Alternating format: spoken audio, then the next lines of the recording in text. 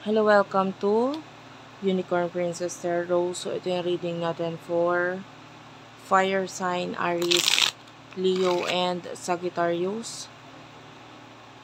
Take only what resonates, guys. Pala hindi ito magre-resonate sa lahat, ha.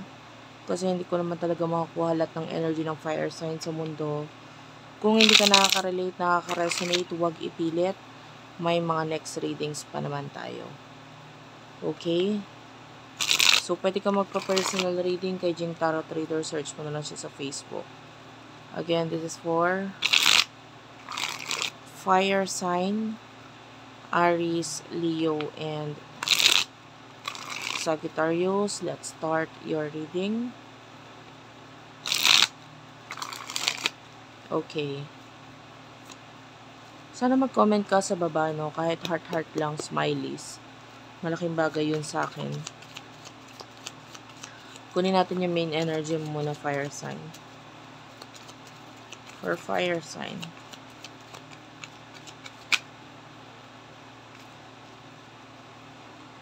The Chariot is here. The Five of Pentacles. One more card. Seven of Cups. You do have here the Hermit, Virgo energy at the bottom of the deck. Some of you, pwedeng may mga gusto kang bilhin or pagkagastusan. Or maybe pagta-travel na gusto mong gawin. But you're having problems with regards to your money. May iba sa inyo may mga pinagkakautangan na hindi mabayaran pa sa ngayon. Or maybe you want to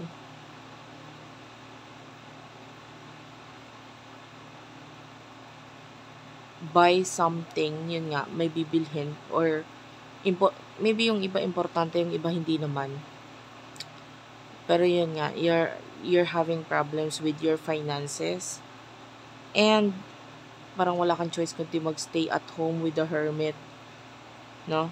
And oo, stressful ngayon ang situation mo because of this, pero wala kang magawa.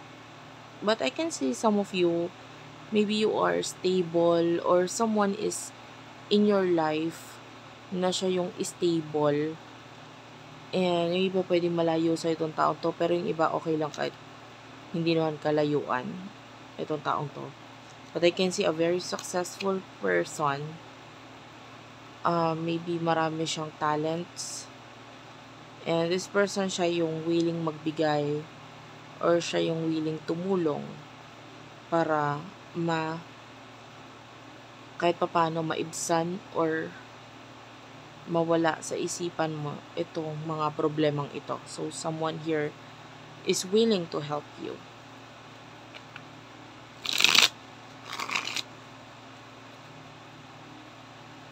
So, this is love reading. Kunin natin yung energy ng person na nakakonect mo. For fire sign, please. Fire sign, please. Isang shuffle na lang. Okay, fire sign.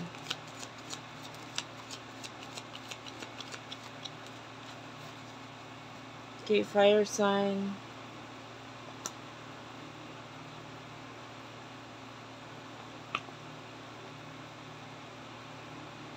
Eight of Swords.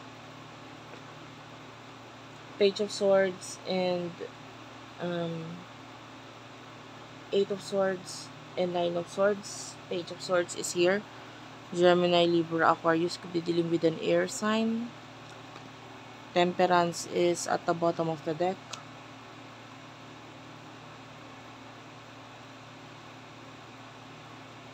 I'm feeling like this person is stuck. Problemado.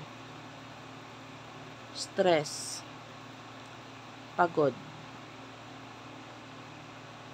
Pero kailangan niyang maghintay or habaan ng pasensya, or kailangan niyang tiisin kung ano man itong stress na ito na nasa isip niya.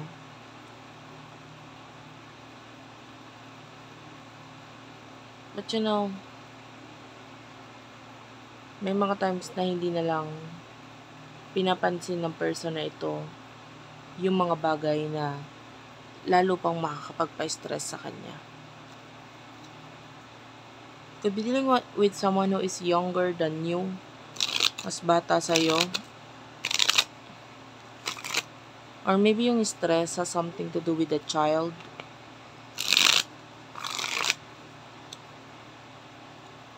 Anyway, kuha pa tayo ng card. For air sign, please.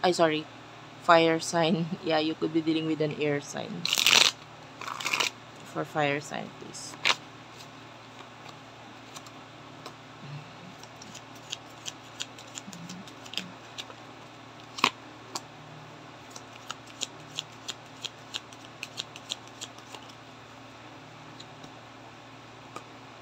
Four of Swords, Knight of Cups, Six of Pentacles. Tell me more for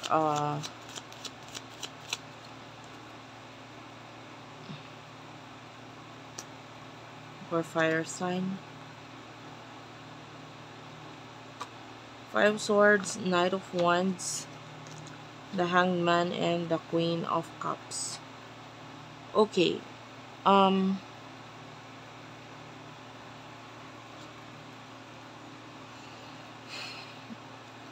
Parang hindi mo na kailangan mangamba actually. Kung ano man yung mga iniisip mo, mga problema mo, kasi someone is going to help you. May tutulong sa'yo. Just pray, All you have to do is pray.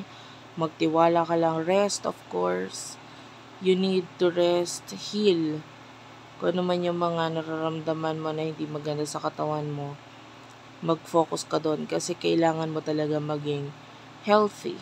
Kailangan mo mag-heal, kailangan mo lang mag-rest. Some of you. Pagdating sa person na kakonect mo, this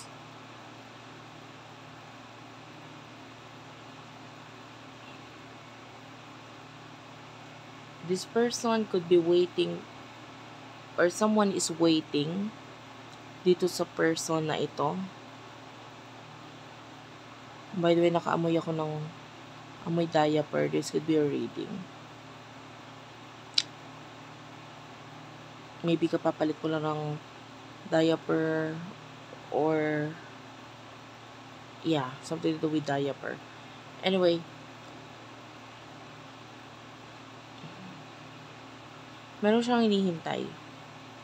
And ito person na ito is there's love na involved dito. Maaaring siya ay naghihintay sa pagdating.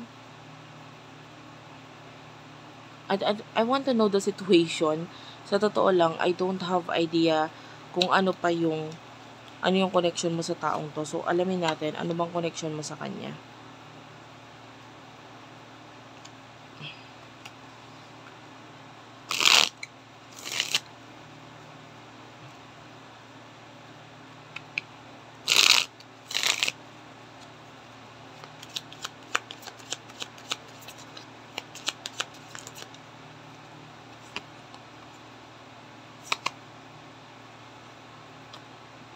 Future is here and forbidden love. Racing is here at the bottom of the deck. So, either, I feel like this is like a love triangle kind of energy. Love triangle or third party situation. So, hindi ko alam kung saan ka doon, saan siya doon. Pero, there's this energy na itong person na ito, maghihintay siya dun sa taong talagang mahal niya.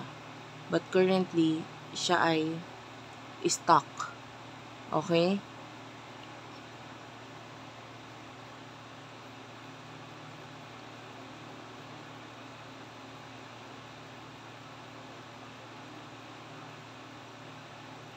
pwedeng hindi niya sinasabi sa'yo ang totoo regarding dito. Well, some of you, pwedeng kayo yung magkarelasyon. Yeah. Anyway, kunin natin yung future for you. Fire sign.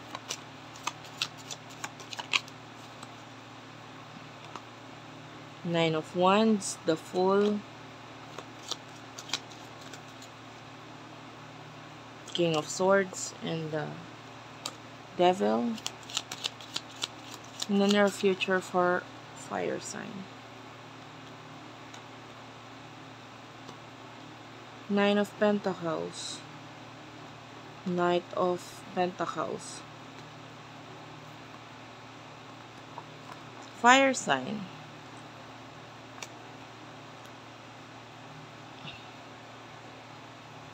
There's a King of Swords and the Devil na maaaring mag-take ng risk dito.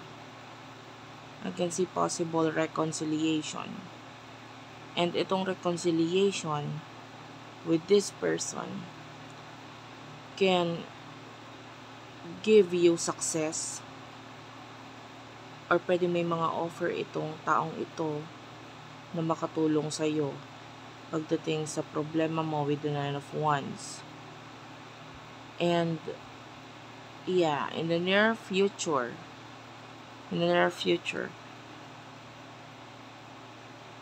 this person will help you na mag-focus sa iyong sarili, to love yourself, no? And nakita tayo ng conversation, communication sa iyo na person na ito, na pwedeng mag-lead into a new beginning toward success. So, money talks ito eh. So, talagang itong person na ito will help you na makapagsimula ulit. And, yeah, this could be a friend. I can see celebration. Tell me about love in the near future for fire sign. You do have the Empress and the Hermit. Actually, the advice for you is to love yourself. Ayan nga, mali mo muna yung sarili mo. Kasi pagdating sa love, in the near future, wala tayong masyadong nakikita. But rather, you should love yourself first. Focus on your home. Focus on self-development, And, yeah. Some of you, I can see a friend that would turn into lovers. And, magiging maganda itong new beginning na ito kasi definitely, ito na yung start ng mas matibay or mas magandang relationship or connection with this person.